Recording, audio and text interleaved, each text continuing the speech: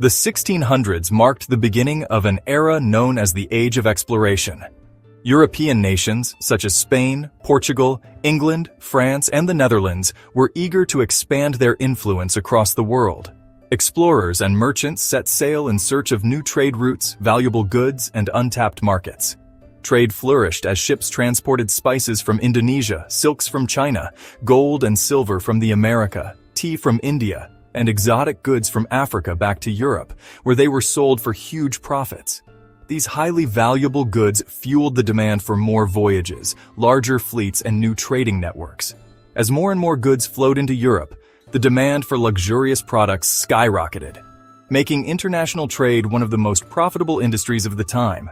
Cities such as Amsterdam, London, and Lisbon became major trade hubs, where merchants from different nations met to exchange goods, ideas, and investment opportunities. However, long-distance trade was incredibly risky and expensive. Ships had to be built from scratch, large crews had to be recruited and paid, fresh food and supplies had to be stored for months-long journeys, and pirates, storms, and shipwrecks were constant threats.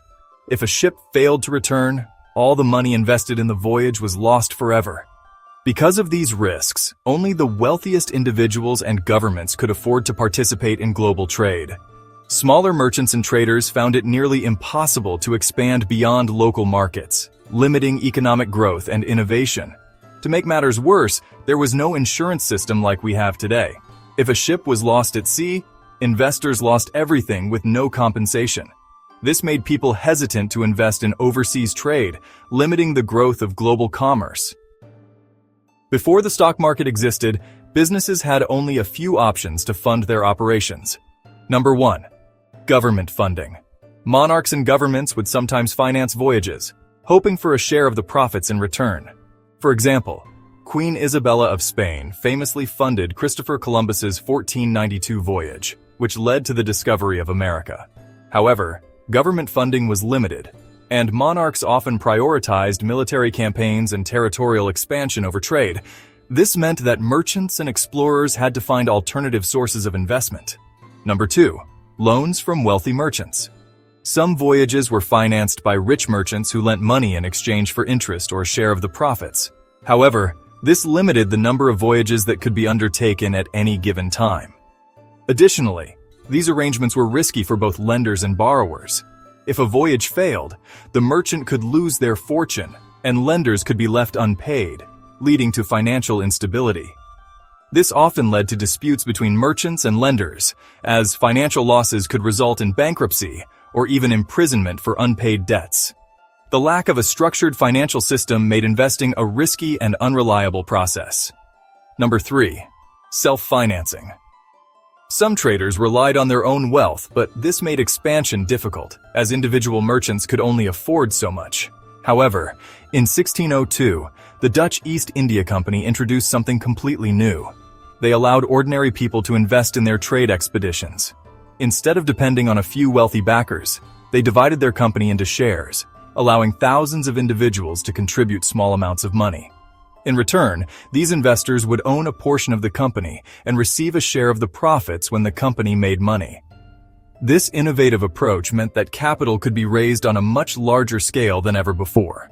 More ships could be built, more trade routes could be explored, and more goods could be transported across continents. Investors no longer had to be incredibly wealthy to take part in the booming global trade. This was the first time in history that everyday citizens could participate in large-scale trade and profit from global commerce. It gave ordinary people an opportunity to grow their wealth and paved the way for the modern investment system. If a ship successfully returned with valuable goods, investors earned a large profit. If the ship sank or was attacked, investors lost their money. The more ships the company sent out, the greater the chances of success, reducing risk and increasing rewards for investors. This idea was revolutionary. It meant that businesses could now raise massive amounts of money quickly, allowing them to expand their operations far beyond what was previously possible. This led to the creation of the world's first multinational corporation, as the Dutch East India Company grew into a global trading powerhouse. With more and more people eager to buy and sell shares, investors needed a central place to trade them. This led to the creation of the world's first stock exchange in Amsterdam, Netherlands, in 1602. Before this, most business investments were done through private agreements, but the Dutch East India Company set up a public marketplace where anyone could buy, sell, or trade shares. Investors gathered at markets, docks, and coffee houses to trade shares. These gatherings became lively centers of financial activity, where news of successful voyages or shipwrecks spread quickly, influencing the value of shares. Investors often made decisions based on word-of-mouth reports from sailors and traders just returning from overseas adventures. These early stock exchanges were often chaotic, with traders shouting offers and deals in crowded rooms. The lack of formal regulations meant that prices could fluctuate wildly based on the latest rumors or news from overseas. Stock trading was not as regulated as it is today. There were no official rules, so prices fluctuated wildly based on rumors, news from distant lands, and sometimes pure speculation. Because of this, early investors sometimes lost fortunes overnight, while others became incredibly wealthy in a short time. It was a high-risk, high-reward system that attracted both serious traders and opportunists looking to make a quick profit. Stock prices fluctuated based on the company's performance and global trade conditions.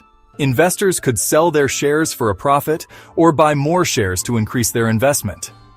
This new system made it easier to raise capital and allowed the company to expand faster than ever before. This early stock market created a brand new way of doing business. Soon, other countries saw the success of the Dutch and set up their own stock markets, such as the London Stock Exchange in 1698 and the Paris Stock Exchange in 1724. This new financial system laid the foundation for the modern global economy, allowing businesses to raise money and investors to build wealth over time. As stock markets became more sophisticated, financial institutions and banks began to emerge, providing additional services like investment advice, market analysis, and credit facilities for traders and businesses. The rise of stock exchanges also introduced a new profession: stockbrokers. These were individuals who bought and sold shares on behalf of others, earning commissions for their services. Fast forward to today, and the stock market has evolved into a massive, highly organized system that influences economies worldwide. Instead of trading in markets or docks, stocks are now bought and sold instantly through digital platforms and stock exchanges such as New York Stock Exchange, Nasdaq, London Stock Exchange, and Tokyo Stock Exchange. Instead of investing in a single ship, people now invest in entire companies. Stock prices change based on company performance, global events, and investor demand. Governments closely monitor stock markets to measure economic growth and stability. With advanced financial instruments, investors can now trade not only in company shares but also in commodities, currencies, and even digital assets like cryptocurrencies. The financial world has become more interconnected than ever, with stock markets influencing global economies in real time. Stock markets also provide opportunities for ordinary people to invest and grow their wealth. With the rise of online trading platforms, anyone with an internet connection can buy or sell shares with just a few clicks. Stock prices rise and fall every day based on multiple factors. Number 1. Company performance. If a company earns high profits, stock prices rise. If it loses money, stock prices fall. Number 2. Economic conditions. Recession, inflation, or global crises can cause stock markets to drop. Number 3. Investor confidence. If investors believe a company has great potential, they buy more shares, increasing the stock price. Number 4. Global events. Wars, pandemics, and political decisions can shake the markets. When too many investors panic and sell stocks too quickly, it can lead to market crashes. But over time, the stock market tends to recover and grow. A good example is the 2008 financial crisis, when markets plummeted due to bad loans and economic instability. However, within a few years, markets bounced back, proving their resilience. The stock market is constantly evolving. New technologies such as artificial intelligence, cryptocurrency, and decentralized finance are reshaping how investments work. AI-powered algorithms now predict market trends and automate trading. Cryptocurrencies like Bitcoin and Ethereum offer new ways to invest. More people can invest from anywhere in the world, making the stock market more accessible than ever before. However, with these advancements come new risks. Market manipulation, cybersecurity threats, and economic uncertainty pose challenges that regulators and investors must navigate. The future of investing will require a balance between innovation and stability to ensure long-term growth. As innovation continues, we might see the rise of new financial models, such as tokenized assets, where ownership of real-world items like real estate and art can be traded on blockchain networks. The stock market has come a long way since the 1600s, but one thing remains the same. It is still one of the most powerful tools for wealth creation and economic growth.